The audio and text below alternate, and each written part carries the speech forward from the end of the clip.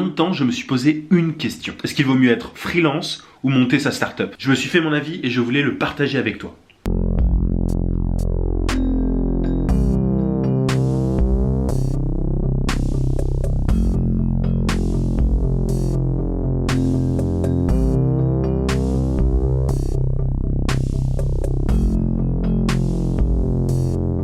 Bon alors je sais pas du tout si la caméra est droite, mais on va essayer comme ça. Freelancing ou startup? C'est la question que je me suis posée un petit temps. Quand j'étais encore salarié, j'ai assisté à des formations en growth hacking, comme disent les Américains. En gros, c'est le marketing des startups, le web marketing appliqué aux startups. C'était une chose à laquelle je m'intéressais particulièrement. Je savais pas exactement ce que c'était le freelancing, donc forcément pour moi, l'entrepreneuriat, c'était monter sa startup. C'est pas que c'est une mode de monter sa startup, mais un petit peu. Je connais beaucoup de monde dans mon entourage qui essaye de monter sa startup. J'ai aussi bossé pour des gens qui, selon moi, n'avaient aucun intérêt à monter leur startup, ou qui en tout cas n'en avaient pas forcément les compétences ou l'état d'esprit nécessaire. Mais voilà, en tout cas, les startups sont partout, tout le monde a envie d'en faire une, et tant mieux au final que l'entrepreneuriat passionne autant de monde. Le lieu dans lequel je suivais mes formations en growth hacking, c'était The Family. Je sais pas si tu connais, mais c'est de plus en plus connu. C'est une société d'investissement, ils se définissent pas vraiment comme un incubateur, et qui donne, entre autres, des formations aux start-upers. Il y a un truc qui m'a particulièrement marqué. Moi, j'y allais quand je pouvais entre mes heures de boulot, mais t'avais des gens qui étaient là constamment, qui suivaient tous les cours. Moi, ma question, c'était comment est-ce qu'ils font pour monter leur start-up, avoir un boulot, et suivre cette formation qui était quand même assez intense. Comment est-ce qu'ils gagnaient leur vie? Surtout que la formation était assez chère. Du coup, j'ai posé la question à un de ces start-upers. Il m'a expliqué la situation et c'était assez simple au final. Les start-upers dans la salle étaient soit à temps partiel dans leur entreprise, soit freelance. C'est là que j'ai voulu en savoir plus sur le freelancing. Du coup, je me suis questionné, je me suis demandé si c'était possible pour moi de le devenir. Et une fois que j'ai compris ce que c'était et que c'était possible pour moi d'être freelance, je me suis demandé, mais je fais quoi en fait? Quel type de projet je choisis? Tout ça pour te dire que le choix te revient et que les deux cas comporte des avantages et des inconvénients. Quand on pense entrepreneuriat, monter sa startup, c'est le premier truc qui vient en tête. Parce qu'on a tous des rêves de grandeur, on veut tous faire le nouveau Facebook, le nouveau Airbnb. Mais ne pas se poser la question, je pense que c'est une grosse erreur. Comme tu l'as compris si tu regardes mes vidéos, j'ai fait mon choix. Il faut savoir une chose, quand tu montes ta startup, les revenus ne tombent pas directement.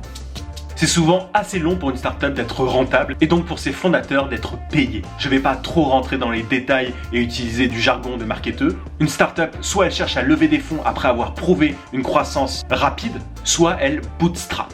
C'est-à-dire en gros qu'elle grossit toute seule sans aucune aide extérieure. Qu'elle cherche la rentabilité le plus rapidement possible. Ce sont donc deux possibilités différentes, mais tu comprends bien que quand tu montes ta startup, tu ne gagnes pas de l'argent tout de suite. Par contre, quand tu es freelance, c'est autre chose. Être freelance, c'est fournir un service immédiat et payable immédiatement. Enfin bon, ça dépend des clients. En gros, pour moi, le freelancing te permet d'accéder à l'indépendance financière beaucoup plus rapidement. Et c'est plutôt un gros avantage, tu trouves pas? Après, ça dépend de ta situation. C'est sûr qu'un étudiant qui est encore à l'école et qui a certains appuis a intérêt à tenter de monter sa startup. Et encore, il pourrait devenir freelance avant. Par contre, la première sortie de secours pour un employé, c'est de devenir freelance. Après, évidemment, il faut avoir un service à fournir, bien sûr. Ça fait mal à la tête, cette caméra. Évidemment, le gain potentiel n'est pas le même. En plus, quand t'es freelance et auto-entrepreneur, t'as un plafond. Bon, après ça, tu peux te débrouiller. Mais en tout cas, le gain potentiel avec une startup est bien plus grand. Mais aussi plus risqué et moins sûr. En fait, c'est à toi de voir où tu mets le curseur. Et quelle est ta situation et ton objectif. Tu veux devenir indépendant plus rapidement, deviens freelance. Tu es patient et tu as le goût du risque, monte ta startup.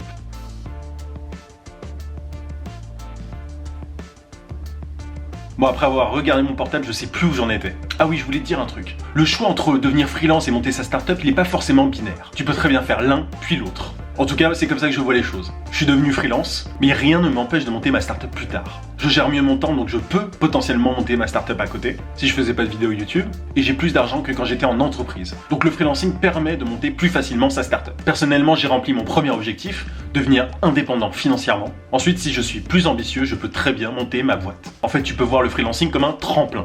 Parce que je vois tous les gens dans mon entourage et je me demande un truc. Ceux qui tentent de monter leur startup. Si elle marche pas, qu'est-ce qu'ils vont faire? Retourner bosser dans un bureau? Je sais pas. On verra si ce sont de vrais entrepreneurs ou si c'était juste parce que monter sa startup, c'est cool actuellement. Enfin voilà, c'était juste une petite pensée que je voulais partager avec toi. Après évidemment, l'inverse est possible aussi. Tu peux monter ta startup et devenir freelance. Mais si ta startup a réussi, normalement, tu devrais pas.